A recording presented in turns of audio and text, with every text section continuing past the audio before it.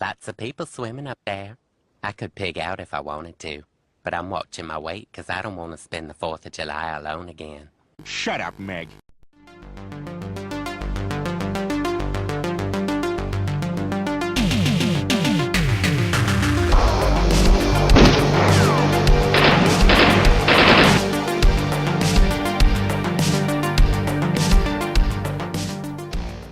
We are talking The Meg, a 2018 big budget Hollywood blockbuster, which is a B movie. So this is about a giant shark, a megalodon, which is a prehistoric shark that is sadly deceased, extinct. But in this movie, this one he faces off against Jason Statham. But there have actually been a few different kind of low budget B movies that have actually dealt with megalodons previously, and there has been of course a mockbuster which has come out at the same time as this one, but obviously this is the first kind of like high budget kind of like quite Hollywood blockbustery style movie that deals with this particular animal. And this is a kind of a American Chinese sort of co-production, because you've got a lot of kind of Chinese talent here, and there's also by the looks of it some Chinese production companies.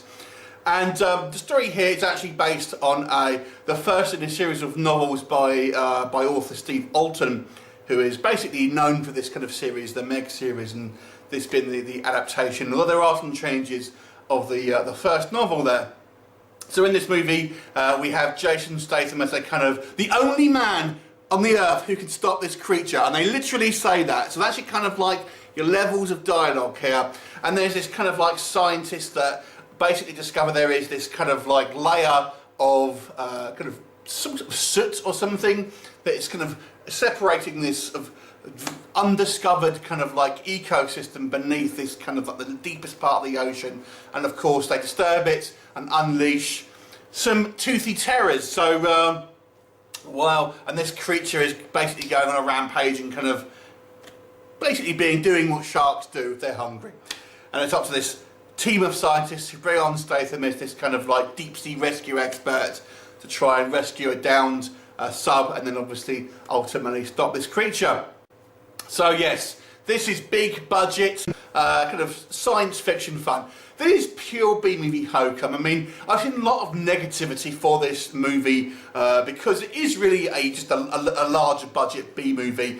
But if you are a fan of B movies, you would like this movie because it is a lot of hokum, but it's quite a lot of fun. The shark effects, obviously, is what we go for. I think you do see quite a lot of the shark. I think that you won't be disappointed with that. And they kind of do a little bit of a George homage. They kind of build it up, basically. So you won't get a massively good look until sort of as the movie progresses. But I feel it's enough there to kind of keep you sated, and you'll see sort of like close-ups and sort of things like that to keep you going in the meantime. I thought Statham was really good in this movie. He's actually quite fun. He is just Jason Statham doing his thing, no different from what he is in any other movie, but he's quite fun. And I actually quite liked his relationship with some of the other characters. Actually, his ex-wife, who doesn't have a huge role in this, but I actually quite liked their relationship. I thought it was quite fun and quite kind of unique. I liked his relationship with this little Chinese girl who's this little sort of cheeky monkey, who is such a cute girl, as a great little chemistry sort of thing going on with him. And his kind of best friend, played by the sort of Cliff Curtis, who you may know from Fear the Walking Dead. You've got a few other characters who are a little more forgettable. I think Rainn Wilson is probably another one that you might recognise as this kind of like sort of billionaire guy who is somewhat selfish, and you know what's going to happen. The actual creature effects obviously kind of CGI, but I think they do a good job here of making some decent kind of like effects on display here. So you won't be complaining that the shark looks too crap or anything like that. I think it does a pretty good job. There are a few instances where it kind of does look a little bit too sort of CGI heavy, but what are they going to do? They can't make a practical effect of this. But I think they do a good enough job, and it's obviously a reasonably high budget movie, so most people I think will be happy with the effects. The story itself, I don't think it's anything special, considering this is based on a novel. It is fairly straightforward. You can pretty much guess where it's going to be going. You can pretty much guess who's going to die, or those sort of things. I was surprised how bloodless this movie is, considering it's about a killer shark. There are a few kills that we kind of see, but the camera kind of moves away, or we'll see just kind of like the aftermath. There's very little of actual kills. I think that's going to be a little bit disappointing for the kind of the horror crowd, I feel, which tends to be what I sort of talk about here. Obviously, it's a business decision to make it more accessible so they can bring down the age rating. And although it might have obviously get more butts in seats, I feel it won't be quite as beloved as it could have been had it gone for a little bit more of a visceral impact, because this creature does kill a variety of people, but you get a little bit frustrated that you're not really sort of see. You'll just kind of see it sort of splash down and then kind of like people getting thrown, but you never really see it probably eat someone, which is a little bit disappointing. There's very little blood in this movie as well. People don't seem to bleed in this universe. I think the main thing is some of the kind of the less, you know, the kind of the actors here that aren't Jason Statham really aren't particularly good. Ruby Rose, who seems to be employed because she has quite a sort of dynamic look, but she is a crap actress, and I've got to be honest, I think she's quite bad in this. The scene where she's crying, I've got to say, was pretty awful if you ask me.